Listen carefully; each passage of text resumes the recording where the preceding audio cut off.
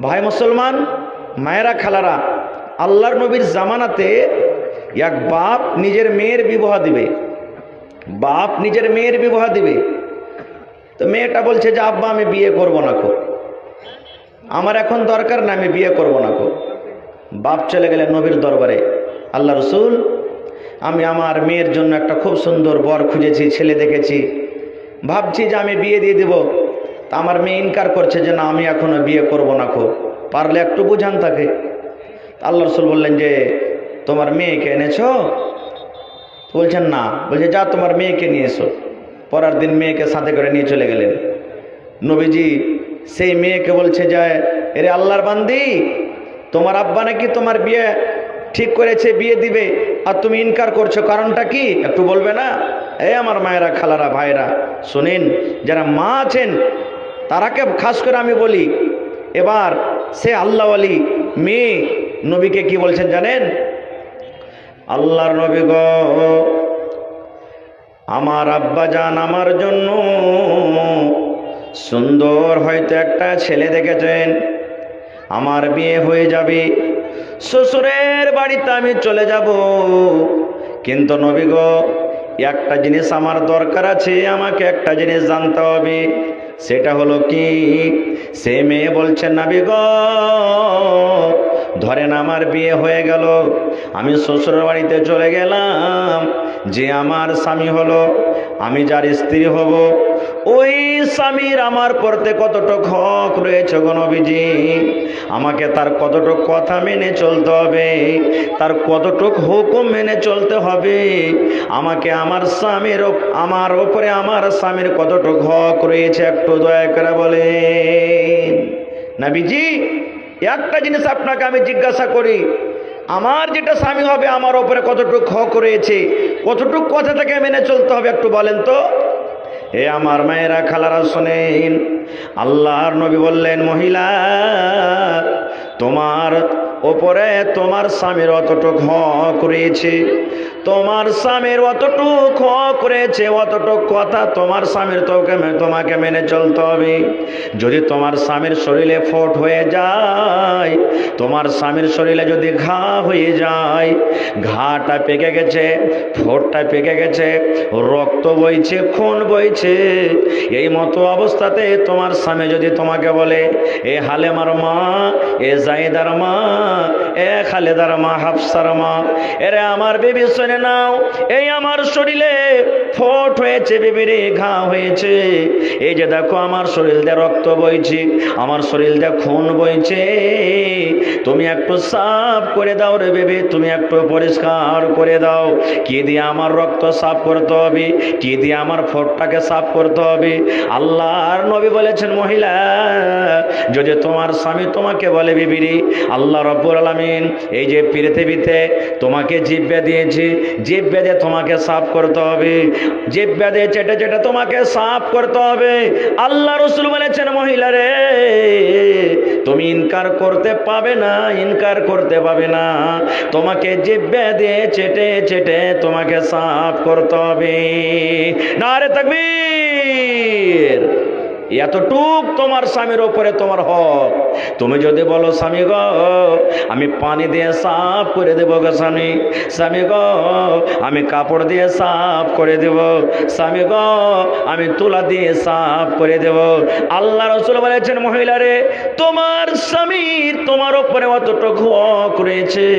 যদি তোমার স্বামী তোমাকে বলে তুমি জিহ্বা দিয়ে চেটে চেটে চেটে চেটে তুমি রক্তকে সাফ করে দাও, তুমি ইনকার করতে পাবে না, পাবে না, তোমাকে জিহ্বা দিয়ে চেটে চেটে তোমাকে সাফ করতে হবে। শুধু তা নয় গে মা, আল্লাহর নবী সাল্লাল্লাহু আলাইহি সাল্লাম পুরুষদের মান সম্মান কতটুকু বাড়িয়ে দিয়েছেন গে মা। আল্লাহর নবী বলেছেন মহিলা রে, তোমার স্বামী হাল বাইতে গেছে, চাষ করতে, মাঠে চলে গেছেন কাজ করতে, স্কুল চলে গেছেন, মাদ্রাসা চলে গেছেন, বাজারে চলে গেছেন, এবার যখন তোমার স্বামী বাড়িতে ঢুকবে আর ঢোকার সময়তে দেখছে তুমি কিন্তু রুটি তৈরি করছো, তোমার রুটি তৈরি হচ্ছে, তুমি খোলাতে তাইতে রুটি দিয়েছো, একটা হাতে তোমার আছে, এবার ওই মতো সমাতে রসুল বলেছেন, মহিলা তোমার স্বামী যদি তোমাকে বলে, আব্দুল্লাহর মা আমাকে এক গ্লাস পানি দাও, আব্দুল্লাহর মা আমাকে এক গ্লাস পানি দাও, আমাকে ক্ষুধা লেগে যায় তাড়াতাড়ি রেখে দাও, কিংবা ফাতেমার মা ঘরের দিকে তুমি চলো, আমার পাঞ্জরে তুমি একটু এসে বসো, আমার দরকার রয়েছে। আল্লাহ রসুল বলেছেন, মহিলা তুমি ইনকার করতে পাবে না, ইনকার করতে পাবে না। যেমনই তোমার স্বামী তোমাকে ডাক দিয়েছে, তাড়াতাড়ি করে তোমার স্বামীর কথাতে তুমি লাব্বাইক বলো। এই কথা তোমাকে বলতে হবে না, স্বামী গো 2 মিনিট দাঁড়ান, স্বামী গো 5 মিনিট দাঁড়ান, স্বামী গো 10 মিনিট দাঁড়ান, এই যে আমার রুটিটা হয়ে গেছে, রুটি আমি উঠিয়ে নিই, তারপরে আপনার কাছে আমি আসছি। আল্লাহ রসুল বলেছেন, মহিলা তোমার রুটি জ্বলে যায়, পুড়ে যায়, ছাই হয়ে যায়, তুমি রুটি ছেড়ে দিয়ে তাড়াতাড়ি করে তোমার স্বামীর কাছে চলে যাও। কিন্তু সুবহানাল্লাহ, এখন মা খালাদের অবস্থা, কত আল্লাহওয়ালি মহিলা আছেন স্বামীর একটা ইশারাতে লাব্বাইক বলবেন, কিন্তু কত মা খালা এমনও আছেন যদি কোনো কাজ কাম করেন আর স্বামী যদি কোনো কাজের আদেশ করেন, কি বলবেন জানেন? আল্লাহুস সামাদ। তোমার কপালে চকটক নেই নাকি? তুমি দেখতে পাও না যে আমি একটা কাজ করছি? তুমি পানিটা একটু টিপে খাইতে পারবে না? খুব এই রুটি তৈরি করছে, রুটিটা তুমি লিয়ে খাইতে পারবে না? কত লাটের বেটা লাঠিয়েছো, একটু কাজ করে আসছো তো খুব বড় মানুষ হয়ে গেলে নাকি? আমি যে সারাদিন বাড়িতে কাজ করছি তা আমাকে তুমি দেখতে পাও না? ওরে আল্লাহ, এমন ঘোচা মেরে মেরে কথা বলবে ভাই, মনে হয় ওর সারাদিনের পিপসা ক্ষুধা যত আছে সব কথা শুনে পেট ভরে গেল। এরকমও মা খালা আছে। জি না, এ আমার মায়েরা খালারা, কোন মহিলাটা জমিনের উপরে ভালো, কোন মহিলাটা হলো উত্তম? খালেদা ভালো, জায়েদা নাম ভালো, হাফসা নাম ভালো, রোকেয়া নাম ভালো, খালেদা নাম ভালো, ফাতেমা নাম ভালো, মারিয়াম নাম ভালো, জাইনাব নাম ভালো, কুলসুম নাম ভালো। কোন মহিলা ভালো গে মা? এটা আমার কথা নয়। 1400 বছর আগে একজন সাহাবী নবীকে প্রশ্ন করলেন, ইয়া রাসূলুল্লাহি আইয়ুন নিসাই খায়র। আল্লাহর নবী গো, জমিনের উপরে আকাশের তলাতে কোন মহিলাটা ভালো গো নবীজি? কোন মহিলাটা ভালো? আল্লাহ রাব্বুল আলামিনের কাছে কোন মহিলাটা প্রিয়? কোন মহিলাটা হলো উত্তম? কোন মহিলাটা আল্লাহ রাব্বুল আলামিনের নিকটে ভালো? নবীকে প্রশ্ন করলেন আল্লাহ রসুল, কোন মহিলাটা ভালো? এ আমার মায়েরা খালারা, আজকে জালসা শুনতে এসেছেন, একটা হাদিস যদি আপনি সাথে করে নিয়ে যান আর আমল করেন, ইনশাআল্লাহ জালসা কামিয়াব হয়ে যাবে, আপনার জীবন ধন্য হয়ে যাবে। রসুলকে প্রশ্ন করছেন, ইয়া রাসূলুল্লাহ, কোন ধরনের মহিলাটা ভালো? আল্লাহ তাবারক ওয়া তাআলার নিকটে কোন মহিলাটা ভালো? আল্লাহ রাসূল সাল্লাল্লাহু আলাইহি ওয়াসাল্লাম বললেন, ও আমার সাহাবীরা তোমরা শুনে নাও, ওরে আল্লাহর বান্দি তোমরা শুনে নাও, এই জমিনের উপরে যে নারীর মধ্যে, যে মহিলাদের মধ্যে 3খানা গুণ থাকবে, 3খানা সিফাত থাকবে, আল্লাহ রাসূল বলেছেন মহিলাদের মধ্যে ওই নারী, ওই মহিলাটা সবথেকে উত্তম। কয়টা গুণ ভাই? জোরে বলেন। যে মহিলাদের মধ্যে 3খানা গুণ থাকবে, 3খানা সিফাত থাকবে, ওই মহিলাটা হলো আল্লাহ তাবারক ওয়া তাআলার কাছে উত্তম। মায়েরা খালারা, আমি একটা একটা করে আপনাদের সামনে সেই গুণ রাখছি যেটা আল্লাহ রাসূল সাল্লাল্লাহু আলাইহি ওয়াসাল্লাম বলেছেন। আর শোনার পর আপনারা এই বুকে হাত দিয়ে একটু ভাবা চিন্তা করেন যে আমরা উত্তম মহিলা হয়ে দুনিয়াতে আছি, কিংবা আল্লাহ রাসূল সাল্লাল্লাহু আলাইহি ওয়াসাল্লাম যে সিফাত, যে গুণের কথা বলেছেন সেই গুণটা আমাদের মধ্যে আছে কিনা।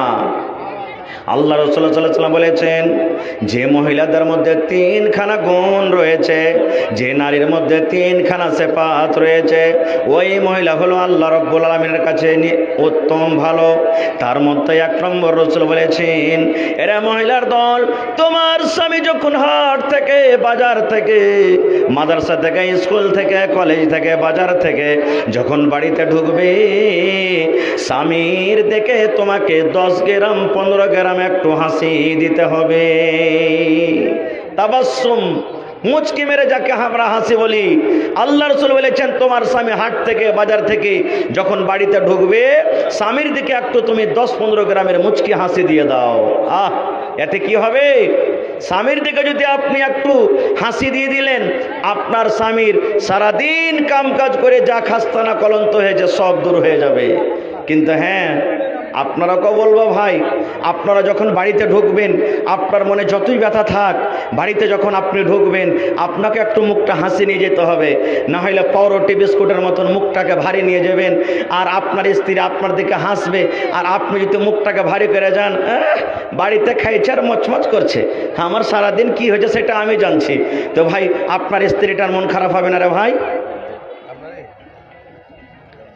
হবে না? বলেন হবে না? হবে না? ভাই মুসলমান, 10 মিনিট রুকেন নাকি? তো আপনাকে ওরকম ভাবে হাসি মুখে নিয়ে আসতে হবে। কেমন ভাবে? এ আমার মায়েরা খেলারা, আল্লাহ রসুলের প্রথম কথা, ওই মহিলাটা আল্লাহ রব্বুল আলামিনের নিকটে সব থেকে উত্তম ভালো। বুকে ব্যথা আছে, বুকে কষ্ট আছে, মনে ব্যথা আছে, ব্যথা থাকতে গেলেও স্বামী যখন বাড়িতে ঢুকবে স্বামীর সাথে হাসির কথা বলতে হবে। একবারে স্বামীর দিকে দেখে আল্লাহু সামাদ, মনটাকে একটু খুশি করে দিতে হবে। কেমন ভাবে? একটা মতের উদাহরণ দিব। মহিলাদেরকে কিভাবে খুশি করতে হবে স্বামীকে, মহিলাদের বুকে যদি ব্যথা থাকে কিভাবে স্বামীর সাথে ব্যবহার করতে হবে, একটা হাদিস বলবো, কেমা সই হাদিস। আল্লাহ রাসূল সাল্লাল্লাহু আলাইহি ওয়াসাল্লামের জামানাতে নবীজি একদিন বললেন, ও আমার সাহাবীরা, তোমাদেরকে অমুক জায়গাতে লড়াই করতে, যুদ্ধ করতে বা তাবলীগের কামে যেতে হবে। কে কে যাবে? নাম লেখাও। একজন সাহেব বললেন, হুজুর আমি যাব। উনি বলছেন, হুজুর আমি যাব। উনি বললেন, হুজুর আমি যাব। উনি বললেন, হুজুর আমি যাব। এই করে করে কিছু সাহাবী নাম লিখে দিলেন। সব সাহাবীর কথা বলবো না খো। এবার নবীজি কি বলছেন? এরে আমার সাহাবীরা, তোমরা নিজের নিজের বাড়িতে চলে যাও, তোমরা নিজের মায়ের সাথে দেখা করে নাও, বিবির সাথে তোমরা দেখা করে নাও, ছেলের সাথে তোমরা দেখা করে নাও। কারণ যেই জায়গাতে তোমরা যাবে, দাওয়াতের কামে, জিহাদে তোমরা যাবে, তোমরা বাড়ি তার ঘুরতে পারবে, কে পারবে না সেটা আল্লাহ জানেন, কেউ জানে না। এজন্য তোমরা বাড়ি চলে যাও আর নিজের ছেলে মেয়ের সাথে তোমরা দেখা করে নাও। সব সাহাবীর কথা বলতে পারবো না ভাই, একটা মাত্র সাহাবী যার নাম হলো আবু তালহা রাদিয়াল্লাহু তাআলা আনহু, সেই সাহাবী বাড়ি গেলেন। বাড়িতে যাওয়ার পর ওর স্ত্রীর নাম হলো বিবি রোমাইসা, এটা হলো মশহুর নাম, বিবি রোমাইসা। এবার আবু তালহার কিন্তু একটা বাচ্চা ছিল, রোমাইয়ের নাম তার, 7 বছর 5 বছর 8 বছর এই ধরনের একটা ছোট বাচ্চা ছিল। আবু তালহা রাদিয়াল্লাহু তাআলা আনহু বাড়িতে গেলেন। এবার বিবিকে বলছেন, বিবি রে, আল্লাহর নবীর ডাক হয়েছে রে বিবি, আমি অমুক জায়গাতে আমি চলে গেলাম, আমি কয়দিন থাকবো সেটাও আমি জানি না। বিবি রে, আর ঘুরতে পারবো কি পারবো না, তোমার সাথে আর দেখা হবে কি হবে না সেটা আমি জানি না, আল্লাহ জানেন। তবে বিবি রে, তোমার সাথে যে আমি এতদিন চলাফেরা করলাম, তোমার সাথে এতদিন আমি সময়টা কাটালাম, যদি আমার দ্বারা থেকে কোনো ভুল হয়ে থাকে, ও আমার বিবি রোমাইসা শুনে নাও, তোমার সাথে আমি এতদিন থাকলাম, আমার দ্বারাতে যদি তোমাকে কোনো কষ্ট হয়ে থাকে, ব্যথা হয়ে থাকে, দয়া করে তুমি আমাকে স্বামী হিসাবে মাফ করে দাও। এই কথাবার্তা হওয়ার পর এবারে আবু তালহা রাদিয়াল্লাহু তাআলা আনহু বিবিকে বলছেন, বিবি আমার কলেজার টুকরা উমাইর কই? আপনি দিল্লি, পাটনা, পাঞ্জাব, আদিয়ানা চলে যাবেন, আপনার ছেলেটাকে আপনি আদর করে যাবেন না ভাই? বলেন আদর করবেন না, করবেন না? একটুখানি তাকে কোলে নিয়ে সাথে সাথে সাথে 10 কদম 20 কদম 50 কদম হেঁটেও যাবেন। তা আবু তালহা রাদিয়াল্লাহু তাআলা আনহু বিবিকে বলছেন, বিবি কই আমার কলেজার টুকরা উমাইর কই? ওরে সুবহানাল্লাহ।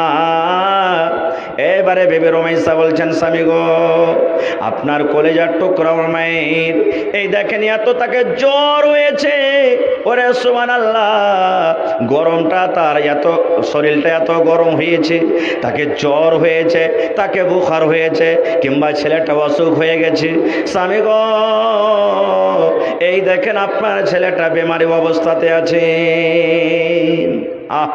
আজকে আমাদের অবস্থা, এই যে জালসা, কত ভাই জালসা ভালো মনে শুনতে আসেন না, কত ভাই বাজারে ঘুরছেন, বা আমরা দিনের কোনো কাজ যদি লাগে আমরা বাহানা করি যে যাইতে পারবো না মৌলভী সাহেব এখন, কারণ আমার অমুক অমুক কাজ আছে, বা আমার ছেলে পারে না, আমার স্ত্রী পারে না, এই ধরনের আমরা বাহানা করব। কিন্তু সুবহানাল্লাহ, হযরত আবু তালহা রাদিয়াল্লাহু তাআলা আনহু এবার বিবিকে বলছেন, বিবি রে আমাকে যেতে হবে রে বিবি, বাড়িতে আমি থাকবো না, আল্লাহর নবীর সাথে ওয়াদা করেছি আমাকে জিহাদে কিংবা তাবলীগের কামে যেতে হবে। আল্লাহ রাব্বুল আলামিন আমার ছেলেকে অসুখ দিয়েছেন, আমার ছেলে রোগী অবস্থাতে আছে, আল্লাহ রাব্বুল আলামিনের কাছে দোয়া করে আল্লাহ যেন আমার ছেলেকে শিফায়ে কামিলা আতা করেন। এই বলে হযরত আবু তালহা রাদিয়াল্লাহু তাআলা আনহু বিদেশে চলে গেলেন। কতদিন থাকলেন আল্লাহ জানে, 5 দিন থাকলেন, 10 দিন থাকলেন, মাস থাকলেন, 2 মাস থাকলেন, কতদিন থাকলেন আল্লাহ জানে, এটা হাদিসে কিন্তু বলা হয়নি। এবারে আবু তালহা রাদিয়াল্লাহু তাআলা আনহু যখন বাড়িতে আসবেন, এবারে বিবিকে বলছেন, বিবি রে, বিবিকে চিঠি লিখছেন, বলছেন বিবি রে আমি তোমার স্বামী আবু তালহা বলি, বিবি রে আমি অমুক দিন, মানে ধরেন আগামী মাসের 5 তারিখে আমি বাড়িতে ঢুকবো, এই ধরনের একটু খবর দিয়ে দিলেন। আল্লাহুস সামাদ। এখানে আর একটা কথা বলি, আপনি দিল্লি চলে যাবেন, আপনি বোম্বে চলে গেছেন, আপনি কলকাতা চলে গেছেন, আপনি কাতার, দুবাই, সৌদিয়া চলে গেছেন, বাড়িতে যখন আপনি আসবেন আল্লাহ রাসূল বলেছেন, পুরুষ রে তোমার বাড়িতে আসার আগে আগে তোমার স্ত্রীকে ফোন করে তুমি জানিয়ে দাও, হালেমার মা আমি বাড়িতে আসছি, জায়েদার মা অমুক দিন বাড়িতে আসছি, ফাতেমার মা আমি অমুক দিন বাড়িতে আসছি। এবারে একটা কথা বলি, যেমনই আপনি ফোন করলেন বাড়িতে, আপনার স্ত্রীটা যদি নেককার হয়, আপনার স্ত্রীটা যদি দিনদার হয়, আপনার স্ত্রীটা যদি সলেহা হয়, আপনার স্ত্রীটা যদি জায়েদা আবেদা হয়, যেমনই ফোন করলেন সঙ্গে সঙ্গে মনে মনে চিন্তা ভাবনা করবে, আল্লাহ রে আমার স্বামীটা ফোন করেছে, আমার স্বামী বাড়িতে আসবে। এবার যদি আপনার স্ত্রী নেককার হয় তাহলে ওই মাকে, ওই বোনকে বলবো, মা রে কি করতে হবে আপনাকে, আল্লাহ রাসূল সাল্লাল্লাহু আলাইহি ওয়াসাল্লাম যেভাবে আপনাকে চলতে বলেছেন সেইভাবে আপনাকে চলতে হবে। কিভাবে আপনাকে চলতে হবে? যেমনই আপনার স্বামী আপনাকে ফোন করেছেন, বিবি রে অমুক মাসের আমি 5 তারিখ আমি বাড়িতে আসবো রে বিবি, অমুক মাসের 3 তারিখ আমি বাড়িতে আসবো।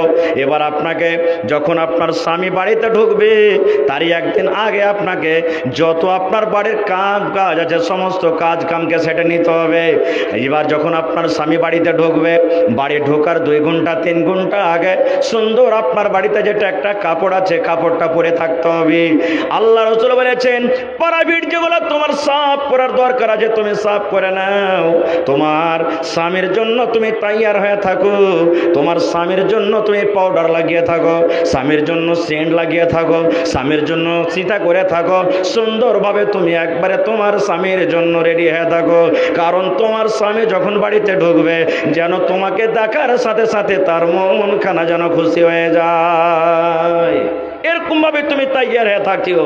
কিন্তু ওই জায়গাতে যেদিন স্বামী বাড়িতে ঢুকছে সেদিন কাজ করছে, গোবর তুলছে, বাড়ি ঘর ঝাড় দিচ্ছে, ওই দিন আরো অন্য অন্য কোনো কাজ করছে।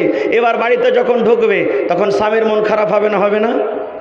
একবারে আপনি এমন দুর্গন্ধ কাপড় পরে আছেন কে মা, স্বামী বাড়িতে ঢুকেছে, হ্যাঁ আল্লাহুস সামাদ, মনে হয় পাটের যে জাগ আছে আটি আছে সেগুলো দুর্গন্ধ করছে, বকরির মতন শরীরটা ঘাম ঘাম গুন্ধাইছে। কি বলবেন? হট সালাহুদ্দিনী কাহেকার, এতদিন পর বাড়িতে আসছি আর আমার জন্য একটু চাকচিকন হয়ে না থেকে দেখ কেমন বাড়ি গাটা তার বাসনা করছে, হট এখান থেকে তুই চলে আমার দরবার থেকে চলে যা, আমার বাড়ি থেকে তুই হেঁটে যা, এরকম আপনাকে কথা বলতে পারে। তো এই আমার মায়েরা খালারা সাজবে কিভাবে জানেন? সুবহানাল্লাহ। ভাইয়ের বিয়ে লেগেছে তখন সাজবে, ভাতিজের বিয়ে লেগেছে তখন সাজবে, দেওরের বিয়ে লেগেছে তখন সাজবে, কিন্তু নিজের স্বামীর জন্য সাজবে না, স্বামীর জন্য সাজন পূজন করবে না। সুবহানাল্লাহ। এ আমার মায়েরা খালারা, একটা হাদিস, এই হাদিসটাকে আমি একটু পেন্ডিংয়ে রেখে দিলাম, একটা হাদিস বলি আপনাদের সামনে, এটাও কিন্তু সহিহ হাদিস।